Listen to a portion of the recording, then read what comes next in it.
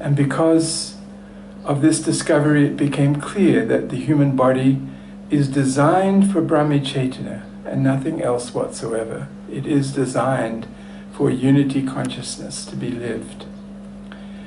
Maharshi was so thrilled with the significance of this scientific discovery, the greatest really of all time, that he weighed Maharajaji in gold, and then when it came time to choose the leader for the future of the world, of Maharshi's worldwide movement, he founded the Global Country of World Peace and immediately crowned Maharajaji as the first ruler of the Global Country of World Peace, because as Maharshi said, the only person who could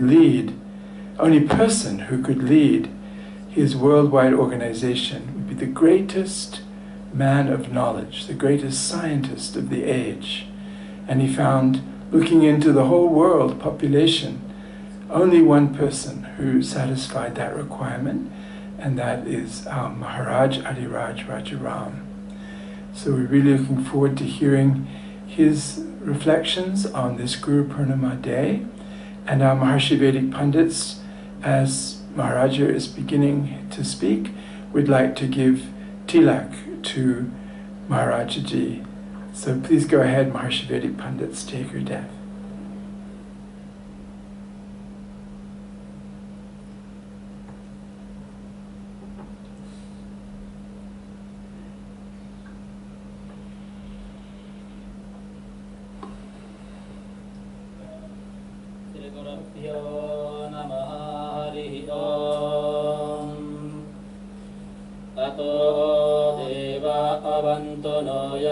Vishnurvichakrame Vedivya Saptadamavi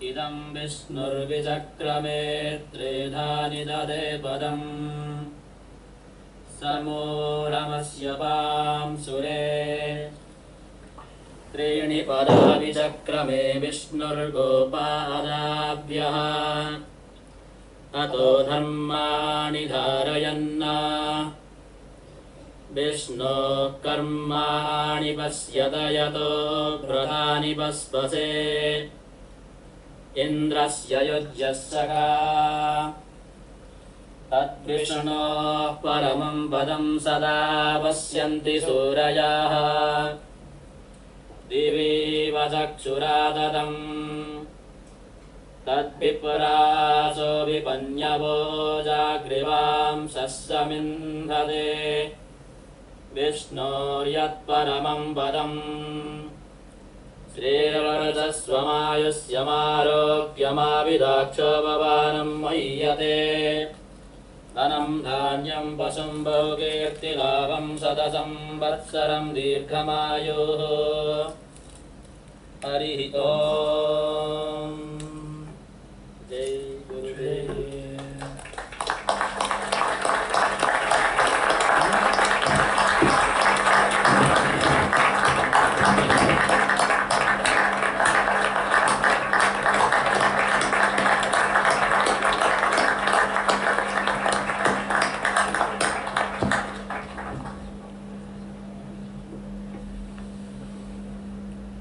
Jai Gurudev. I have some flowers here.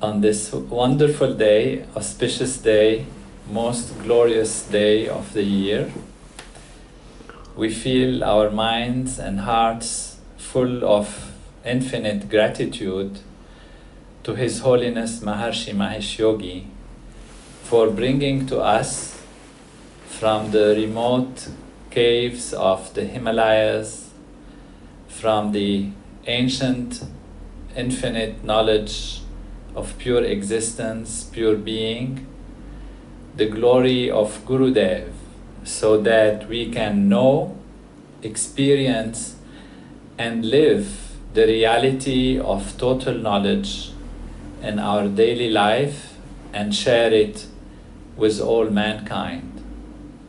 It's such a glorious day to think of totality, of wholeness, of fullness, of purity, of infinity, of coherence, peace, balance, harmony, and bliss that is the reality of the one unified field of natural law, which is the reality of Gurudev. Maharshi brought to us Gurudev, who in ancient times and until our generation, it would take lifetime and lifetime after lifetime of search to try to find a drop of the knowledge that we have received. Disciples and devotees would spend years and years to be accepted in the midst of those great saints that are difficult to find and be with. And Gurudev is the highest, most shining of those in the tradition of Shankara, Vasishta, Vyasa, and all the great teachers of the holy tradition. Maharshi says in his address, somehow the time, the circumstances made us lucky, made us fortunate to be able in our common life and living to receive this supreme knowledge in our comfortable existence, in our own life. Maharshi brought the Himalayas to us. He brought Veda to us. He brought Gurudev to us. And today we celebrate that total knowledge that transforms all life. When Maharshi speaks about knowledge and its organizing power, he really means knowledge as Veda, knowledge as totality of knowledge. And he does allude to the fact that partial knowledge can be a dangerous thing. You remember partial knowledge of atomic power, how much at that time and during these years when Maharshi was speaking, there were wars and problems and tensions all over the world. Now we have kind of forgotten that. Things have changed so much. But that time was really a very tense time for those who have gone through the 60s and 70s and known how the situation in the world was. So, partial knowledge of partial aspects of natural law can be dangerous if it does not get connected with total knowledge. The total knowledge that is almost impossible to get on any intellectual level, but it is very easy to get on an experiential level, on the level of direct experience. And one of the multiple infinite greatnesses of Maharshi is to simplify everything. And from Gurudev, he brought us that simple experience that we can close the eyes and transcend. Yet this simple experience of transcending is the home of all knowledge, which allows us to act spontaneously in accordance with natural law. That spontaneity is also the simplicity of how natural law, competing by itself all variables and all situations and circumstances, allow us to think and act without having to too much necessarily analyze and intellectualize and philosophize and argue and think about the actions that we are undertaking. That is how we have seen the growth of individual life to be more and more in tune with natural law, and the transformation of societies everywhere when there are groups who practice this program together. I'd like to highlight one aspect of what Maharishi has brought to us in this beautiful and always timely speech. As we have seen, Maharishi's discussions are and presentations, even from 26, 27 years ago, are very much of today also. And the point I would like to highlight, because all other points I'm sure most of us are, and many older points are very familiar to us, but just as a reminder to us, is just that simple example he took about the candle and the light. And when he said that light the candle and the darkness runs away. And that we know, the light removes the darkness, so the darkness is something of ignorance, it's almost fictitious. It's there though, when the light is not there, when there is ignorance. But then he said, and the darkness waits until the candle is going to fade away, and so for it to bounce back. He didn't elaborate too much on this, but he did say it. And that is the one thing we have to really remember ourselves and remind all our great teachers and people and governments and all leaders of the world, is that we have to sustain and maintain the light. You cannot just bring a flash of light and then feel great about it, the darkness is gone, and then let it go, let it die. Because then it's natural when the light goes away that the darkness will come back. So when we look in these 27 years, we might be asking, what happens to all these promises that Maharishi has done and given us? Already 27 years ago, he seems to indicate the age of enlightenment and heaven on earth, and things are going to change and they will change. Well, it's our joy in this conference and this meeting at the feet of Gurudev to be listening to all the offerings in the next sessions, and we have listened, as for those who have been with us together in these few days, about the great achievements. And indeed the world actually has really been transformed in a very, very profound and tremendous ways. And that is thanks to the knowledge and the practice of this knowledge in this world, in these countries where it has been used.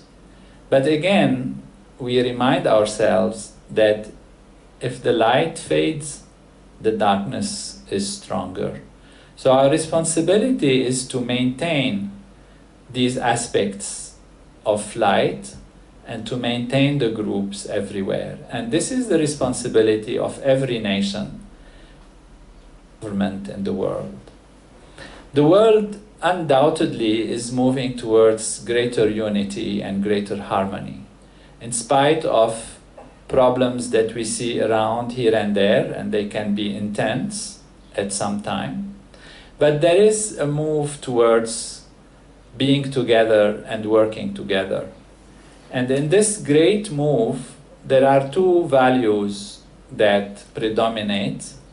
One is that of the value of individuality, diversity, cultural integrity, speciality as one group, and they are all meaning differences. And there is the value of coming together, working together in unity. So there is diversity and there is unity. As we have seen, the world is coming more and more together. Ultimately, if we analyze the situation from the Big Bang till now, it'll take a while to do it, but in a few words, we can see that we start from one unified field, one field of singularity, and that it spreads into all kinds of multiplicity. At the beginning, very simple elements, very simple reality, and then creativity and the force of evolution creates all kinds of diversity. If we take that kind of angle, the angle of how modern science sees the evolution and the appearance of life on Earth and how it grew and became more and more diverse, and how it became more and more full of expressions of natural law, different flowers, different animals, different trees, different people, different cultures, and then more and more the evolution seems to take us to higher and higher even diversity and higher demand on us to be able to cope with this diversity in such a way that there is specialization that comes out.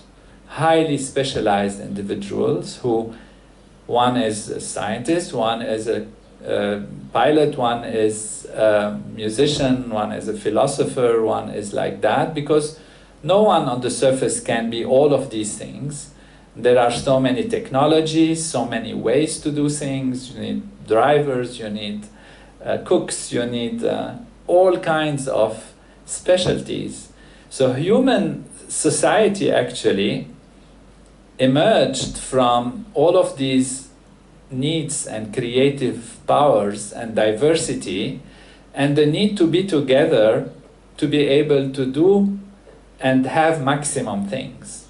If I can cook well, and you can drive the car, and you can build me a house, and he can take care of the air conditioning, and somebody else can make sure we have electricity, then all of these people come together, and then everyone enjoys the wholeness. It is much more pleasant, much more full to experience the fullness of the diversity of life and of nature when we come together. And as specialization is coming to be bigger and bigger, countries and nations started to come together. This is how we got the European Union. So you know what I'm getting to? Brexit. I was told I should make some comment about that. So nations are coming together and peoples are moving together, and that is based on the simple growth of human society, settling, doing things together, using each other's peculiarities and specialities and qualities and abilities, makes us really enjoy and take advantage of a much wider level of comfort and fullness of life than if one is isolated in a very simple, minimalistic, if you like, kind of situation. This is beyond the fact whether one is happier than the other. We can come back to that. But this is how life evolved. Now what unity does on the surface level is creates a threat to diversity. On the surface level, living together, sharing things together, then one would have to start compromising. You have to adjust to the other. You have to accept the other. And therefore, when the nations are going to be coming together, they are going to feel the threat of the other. Because the other is a threat to my integrity, threat to my cultural values, threat to my belief systems, threat to the way I like to conduct life. And therefore, whereas there is huge benefit in being together, there is a huge also potential danger and loss from cultural mixing and diluting of one's own values. The problem in this is again partial knowledge. Partial knowledge of natural law and transposing the idea of unity to the level of considering it that it is the basis of eliminating diversity. Unity is not to eliminate diversity, and unity is not homogeneity on the surface. Unity is a state of consciousness. Unity is to know that everything is myself. And when everyone knows this and lives this, then one cannot be afraid of the other. Because the other is just another expression of yourself. After all, the other brings you the electricity, makes the cooking, drives the car, take care of your health. If you happen to be a pilot, you are the one who pilots the plane for them.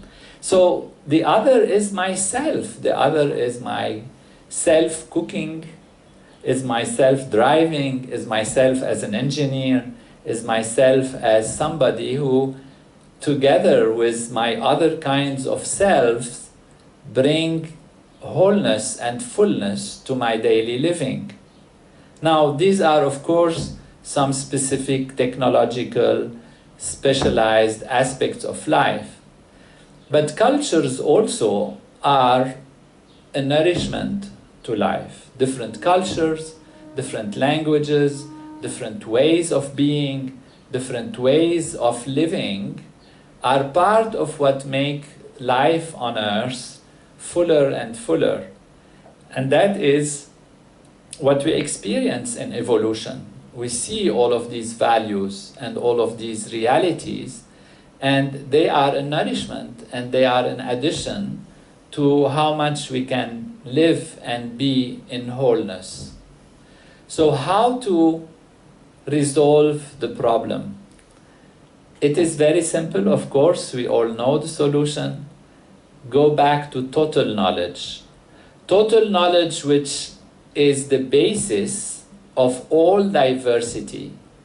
So the solution to higher diversity and brighter diversity is to be anchored in unity, to be anchored in the self, and not to change the outer values in order to accommodate and transform.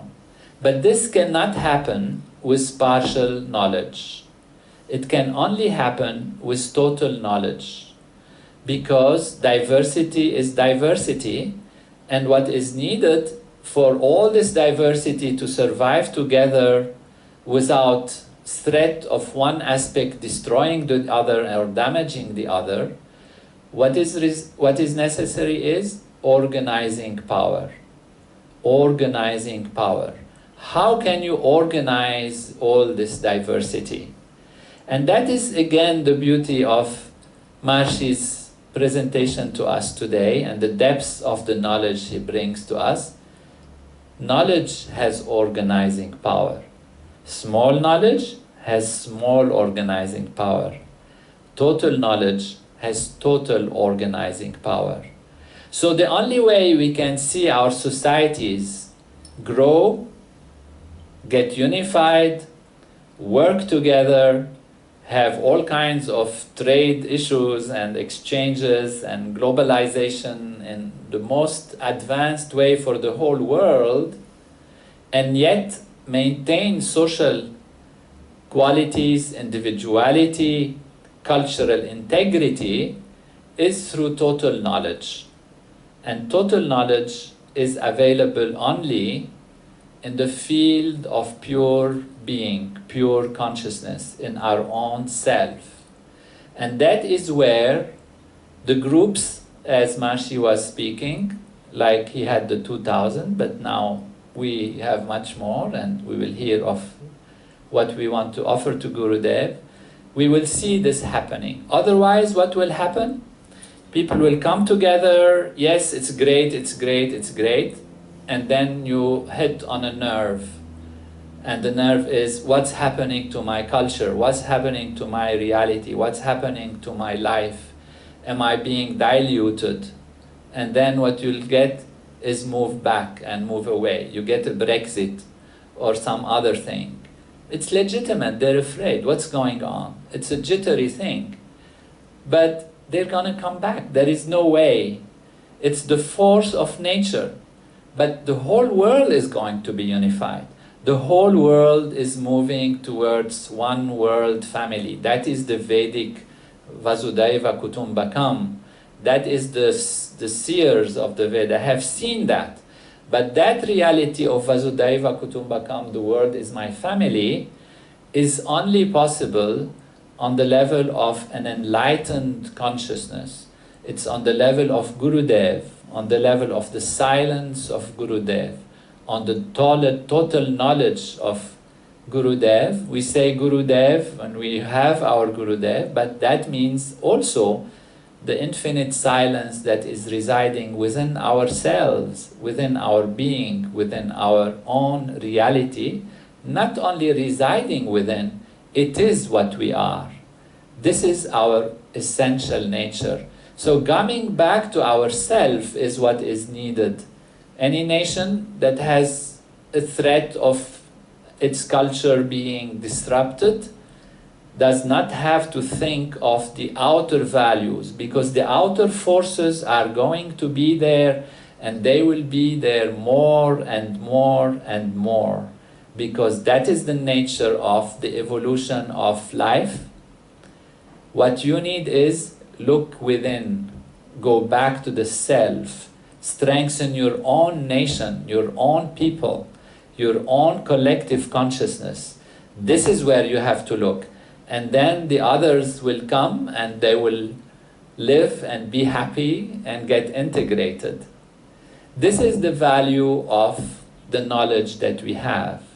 And there is one more thing I want to emphasize, because sometimes when we speak knowledge and partial knowledge, we feel maybe it's theoretical, it's informational, and you see people arguing and discussing and fighting and killing each other based on ideas. Whereas ideas are helpful to guide the individual and guide society, ultimately what is needed is the results, the effects. What do you do? And for this I think often of Father Mejia, because people are saying Father Mejia is Catholic and this and that, and we are bringing, maybe it looks like we're bringing some knowledge from India, and it's Hindu maybe, and it's all of that. The reality is, Father Mejia is a very enlightened person.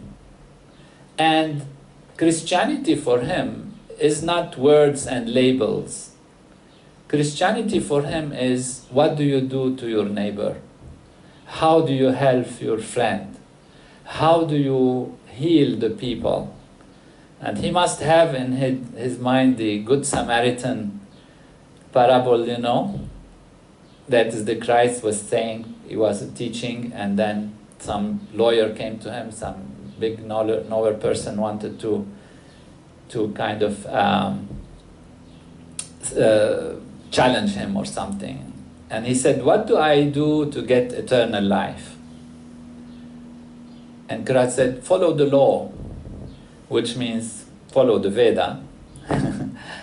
But he said, what is the law? And the law, he said, well, the first law is love God with all your mind, your heart, and your being, and all of that, and love thy neighbor as thyself. So love God and this and that means go back to the self, because even Christ said, the kingdom of heaven is within you, so he gave a direction to where God is, because God must be in the kingdom of heaven, he could be in other kingdoms. So therefore he already instructed, go back to yourself. But how about the neighbor? So the man asked, who is my neighbor? And this is where comes the thing. He says, who is your friend? Who is your neighbor? Who is your neighbor? Somebody fell on the street, some robbers kicked him and he is bleeding and he's on the street. And some people from his same belief, they have the label, I am like this man. I am from this religion. And they walk away because they're afraid of so many reasons. And then some guy, this is where the Samaritan comes, and the Samaritans had a problem at that time.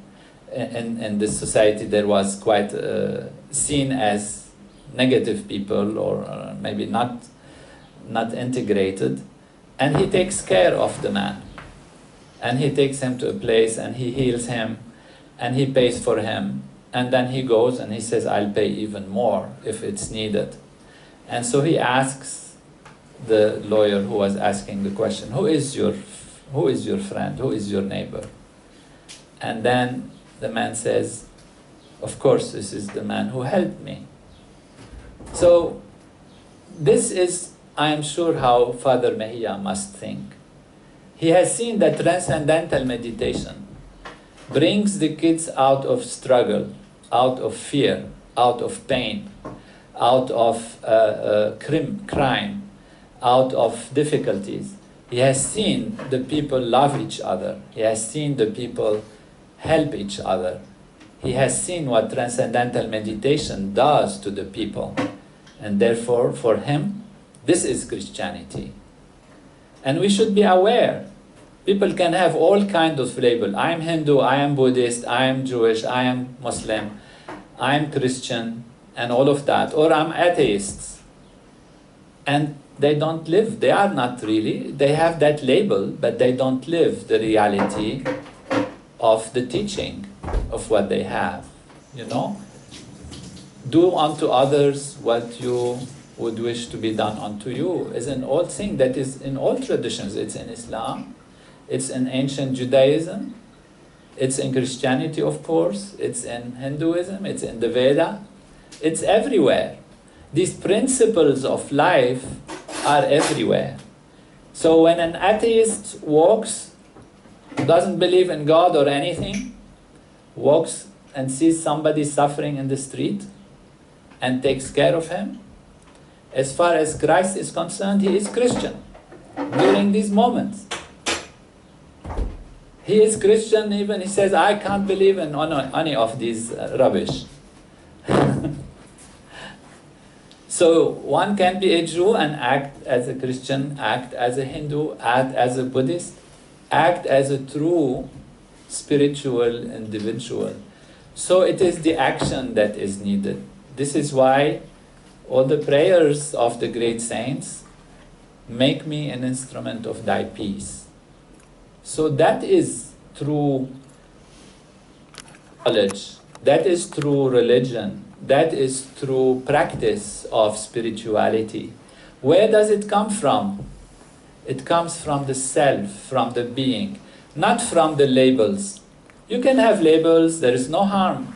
Religions can lead a lot and instruct and help in so many ways. There is no question about that. And there are so many ways to reach God. From the outer, from the prayer, from the rituals, what keeps a society together and cohesion. And this is what we call cultural integrity and individuality and speciality. But ultimately, bring that value which actually makes the individual live and express and give the essence of the teachings of any belief system or any spiritual idea or any system that is wanting to create a better life on earth. So that is why Mahasi actually at that time, and this comes back, created what he called the world government. Because he has seen the world moving towards unity. And the world government is not to take authority from anybody. The world government is to go away from the authority of anybody and give them total authority from the strength and power of natural law.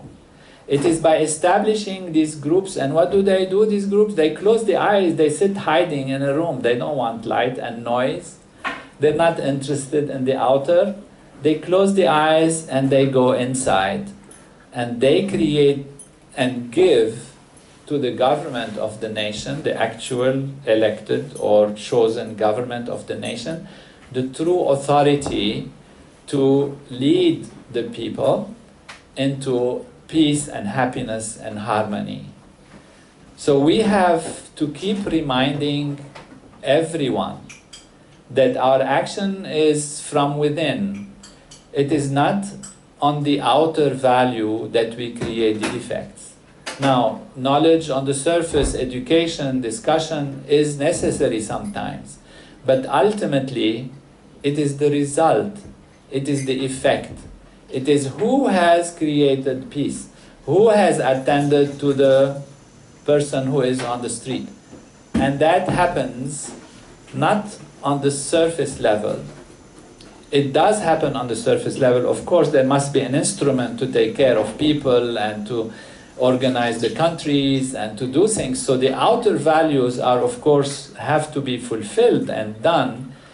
But the essence of that, the strength of that, the logic of that, the integration of that into actions that create unity and strength and harmony and fullness, and yet maintain cultural integrity, individuality, and speciality, can only happen from the field of infinite organizing power of natural law.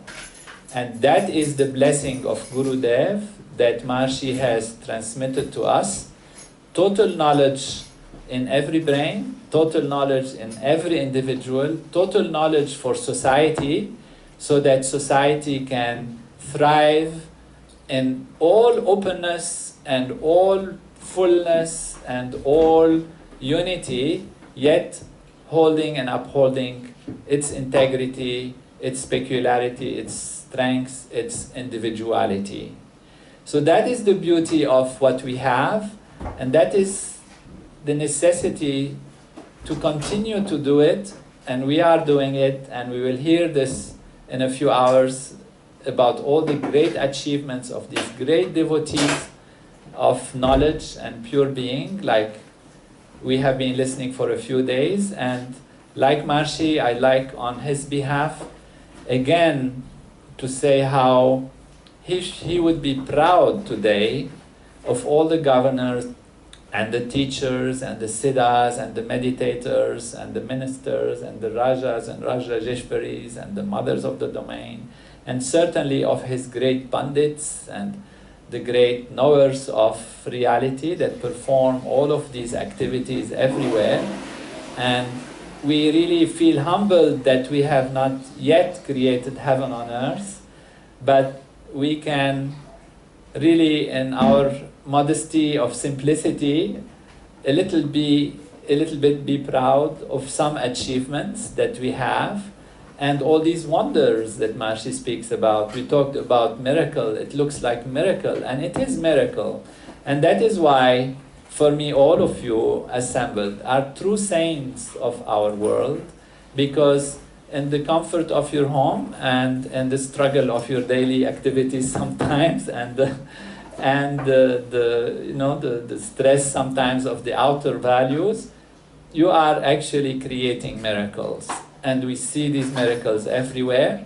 And we remember one thing: when the light fades, then the darkness comes back. So we are trying to bring the light, and we need strong light. So our generators of light maybe are not strong enough. So we have to keep creating light, because we need more people to do it, we need more people to join, we need responsible people to join, we need governments to understand it, and more people are joining, and they are increasing the light and maintaining it so that ultimately it never fades away and darkness forgets that it even has any abode on this planet Earth. All glory to the tradition of masters, Gurudev and Maharishi. Jai Gurudev. Yeah,